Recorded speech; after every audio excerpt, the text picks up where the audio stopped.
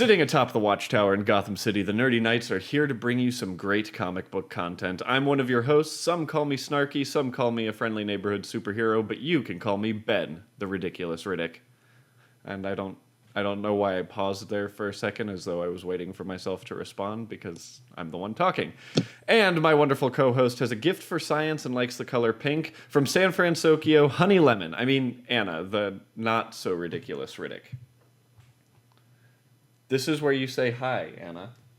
Hi, Anna. So, thanks. Jesus Christ. All right, guys. Tonight we have our book is The Dark Knight Strikes Again by Frank Miller, the sequel to The Dark Knight Returns, which is the book that we did 2 weeks ago. I think Anna and I have quite a bit to say about this book, but before we get into it, let's talk about our active poll list. Anna, what books are you reading right now? I'm still working on Bombshell comics. Bombshell comics. Yeah. Damn. You know what's funny is the book that I am reading right now is I started reading Bombshell comiks because I got interested because you mentioned it a couple episodes back, and I was like, oh, I should read some of these.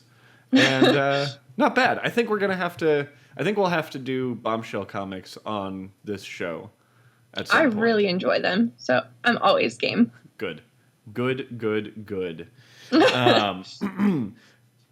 right, well, I guess let's get into the wonderful book that is Batman, The Dark Knight Strikes Again. Which, come on, that's a really, really long name. Really long name. This book was also written by Frank Miller. The artist was Frank Miller. The person who did the color was Lynn Varley. And, you know, it's a book. To give you guys the rundown, it picks up a little after The Dark Knight Returns left off, where Bruce Wayne has gone underground and has been training his army of Bat Boys, which are essentially the former mutants and other recruits, to save the world from a dictatorship that's been created by Lex Luthor. Right? Is that how you would describe it, Anna? That's how I would describe it. I mean, I would have a lot of choice words in describing it. So they do this. The whole beginning of the book starts out with Batman's soldiers releasing superheroes like Atom, Flash, and Plastic Man from captivity. And then Elongated Man is recruited by Green Arrow, and Elongated Man and Plastic Man are pretty much the same hero. They're just different names. And of course, Green Arrow's already working for Batman. Mm-hmm. It kind of goes into Superman, Wonder Woman, and Captain Marvel, who have been forced to work for the U.S. government because their loved ones are essentially being held hostage. Superman is ordered by President, I forget his name, Richard, something like that, who is actually, you find out, just a computer-generated, like, nothing for Lex Luthor and Brainiac. So Superman's ordered to stop Batman. He goes to the Batcave, confronts Batman, and the other heroes kind of defeat him. Batman's raids are still going on, and they're being noticed by the media and the whole thing, with these weird news stories by, like, I'm like, the future news is really weird, Anna. Yes. Like, what was it? News in the nude? Was that was a thing in this book, right? I'm not making that up. Yeah, no. Okay. I'm just making sure I read the same book and didn't, somehow come up with something crazy. And then there's like the super chicks who are these women that are pretending to be like Black Canary, and it's all really confusing, and it's going all over the place. The questions in the book, so is Martian Manhunter. He's like, they're trying to figure out things. It's a really confusing book, Anna. And it was jumping all over the place all the time. Yeah. Anyways, so next in the book, a monster lands in Metropolis and starts to destroy the city. Batman is convinced that it's an attempt to lure him and all of the other heroes out. So he tells everyone to kind of stand down. The Flash comes into it, and he's like, "Look, we really need to go out and save the city of Metropolis." And Batman is really kind of putting his foot down because their bigger goal is to stop Lex Luthor and Brainiac. So during that whole fight, it's just Superman and Captain Marvel fighting the monster, who ends up being Brainiac. And then Brainiac coerces Batman into defeat by using the Kryptonian city Kandor as leverage, which is the capital of Krypton, essentially the city that Superman was from. And Brainiac really likes to use Kandor as a hostage because he's like miniaturized the city, and yeah. So Captain Marvel is actually killed in all of this.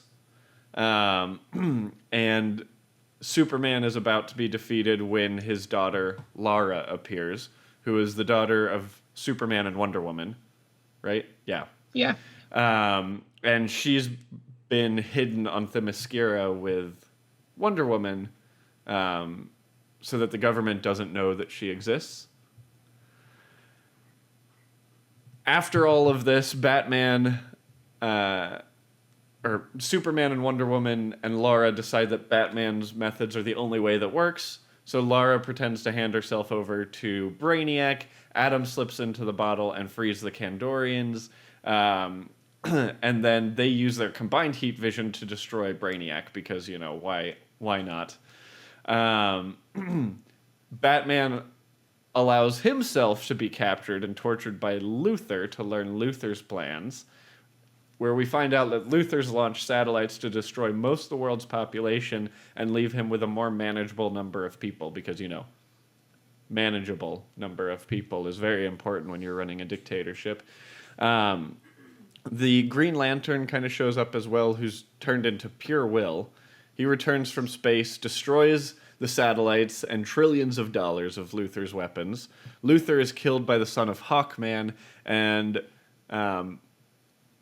Batman kind of planned this act, Hawkman being killed, or Hawkman killing Luthor, and Flash is all upset.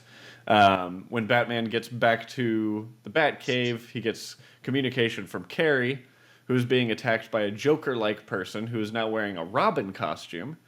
Batman arrives, recognizes that this person is Dick Grayson, the first Robin who Batman fired, according to this comic. Grayson has been essentially genetically manipulated and has a powerful healing factor and shape-shifting ability, but has become criminally insane. So Batman and Grayson kind of start remembering their history together, and Batman ends up dropping him through a trapdoor into lava. And Elongated Man rescues Carrie. Grayson clings onto the ledge. This really becomes like Obi-Wan Kenobi Anakin. It's like, we're going to leave you at the edge of this lava. Except at the end, Grayson falls into the lava and dies. And Superman rescues Batman. The Batcave explodes. And that's it. That is the book. Anna, do you have anything that I missed in that description? It's a piece of shit book. It is a piece of shit book. You are absolutely correct. And I would be okay if I never heard The Dark Knight Strikes Again ever again. Just, I don't want to hear it anymore. So that's kind of that. I mean, Anna, were there any characters in this book that you kind of liked following? No. No? I do really like how Flash was like really the one that was the voice of reason. But he's always the voice of reason, so I kind of... Yeah, I guess. But, you know, I also really liked that his costume in this was the all black costume. I thought that was pretty cool. I didn't like anything about the art. And I did enjoy Carrie's character progression through the book. I enjoyed Carrie, but I felt like there wasn't enough of Carrie for me to be like, yes, I can follow this character and enjoy the book. I mean, she seemed to me like more what I remember the actual Dick Grayson being like, which, you know, is awesome, except for the fact that, you know, they didn't do it that way. And they had Dick Grayson die and go insane. Yep, they had him die and go insane and become the Joker. It's like they essentially mixed all of the things that I hate about every single Robin into one, and then turned him into the Joker. But it made it my favorite. I know. Would you have been more okay with this if it were Jason Todd? More okay. Not okay, but more okay. Okay, but not okay. I mean, my problem with this book is it was truly all over the place. Like I'm all about different reality Batmans and DC universes, but this one, not only was it a different universe, but the story was so disjointed that I had to go read the summary to finally understand what the fuck I was reading. Yeah. And, you know, that's not okay. And the art didn't help at all. No. At all. It really didn't. And I feel like the art in The Dark Knight Returns was a lot better than the art in this one. It was. This is like watching an Adult Swim cartoon or having to be high while reading it. Either one of them would have totally worked. It just, yeah. It really would have been better if pretty much anything else happened with this book. And I was really excited that there were more heroes in this one. Like, when I was reading about what this book was about, I was like, oh, yay, we're going to get the Justice League back together. And it's like the premise of the story is a pretty neat one. It's like, oh, Lex Luthor is dictator of the United States through this president who's not really real. And he's kind of captured and trapped all of the heroes. But they need to stick with that instead of branching off into all these weird... Yeah. subplots that really don't do anything. Exactly. Like the super chicks and the news. And again, it's the news. What is it with Frank Miller and the news in his comics? I mean, like, I've read one other Frank Miller. I don't pay attention very frequently to the author, which is very, very bad, I know. But out of my knowledge, I've read one other Frank Miller one, and it doesn't focus on the news. So... yeah. It's just Batman and Frank Miller and the news. Yeah. Okay. So bad. Yeah, and there's really nothing enjoyable about it. What I would like to see is a standalone story of Carrie Kelly. Like, okay. Just, you know, get more of her as a character. Especially since, I mean, outside of these, you don't really see her ever. Exactly. So Anna, this gets into our comic novice questions. For those that are new to comic books, these are the questions that we need to answer for them to see if this is a book that they should read. Anna, is this a good standalone story? It's a wonderful standalone story. 5 fucking stars. Yeah, I'm just... all sarcasm. Okay, I'm just making sure that everyone understands that that's sarcasm. Yes. I'm going to answer the next question, because the next question is, were you lost? And I am a big fan of Batman. I am very knowledgeable to the DC universe as a whole. I was so fucking lost. Like I said, I had to go read the summary of, like, pretty much the cliff notes of this book to understand what was going on. Hannah, would you recommend this book to friends? No, I would not. No. And then, of course, our rating system. We have a 3-point rating system. We have go out and buy it right now. We have wait for free comic book day. And we have wouldn't give it to my sibling. You gave it to me. Yes, but that was before I read it. If I could undo the fact that I gave it to you, Anna, I would. Damn straight. Because that is exactly how I would rate this book. I wouldn't even like donate this one. I'd just throw it into a fire. That's right.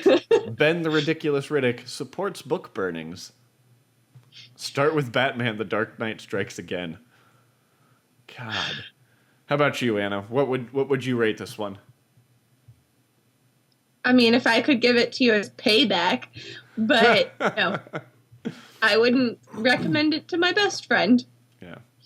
I mean, this is one of those books, like, looking through it, I kept trying to find my favorite panel. And it was really difficult. But did you have a favorite panel? I can lie and say I liked one. Which one? The one where it's the sunset and you see Batman's silhouette and the bat symbol in the sky. Gotcha.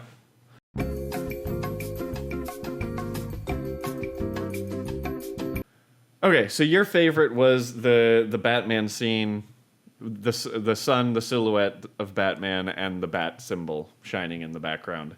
Yeah. I will say I did actually have a favorite panel, and it's essentially the two panels. Well, I guess it's three panels of Carrie Kelly after that first mission with the Bat Army, where one of them kills a guy. Mm-hmm. She essentially like goes through, beats the shit out of him, and then feels terrible that all had to happen. So, and of course, then Batman comes out of there and tries to comfort her, and it just came out all creepy and weird. Yeah. So that was my favorite one.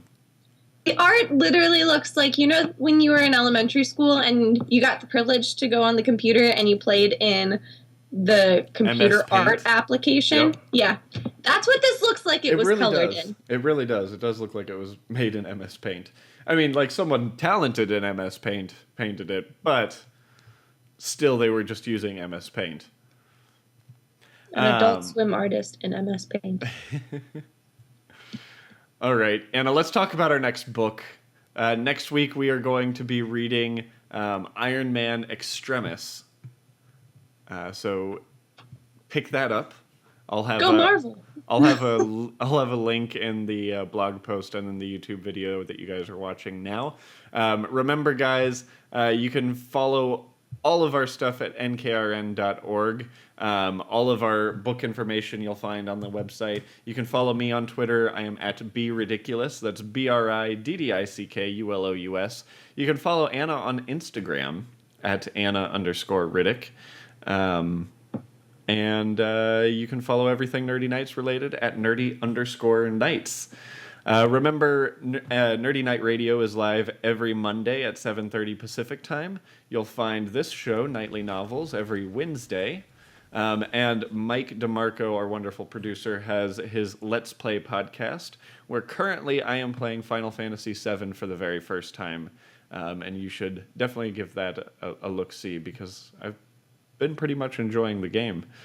And guys, thank you so much for joining us. And until next week, Excelsior.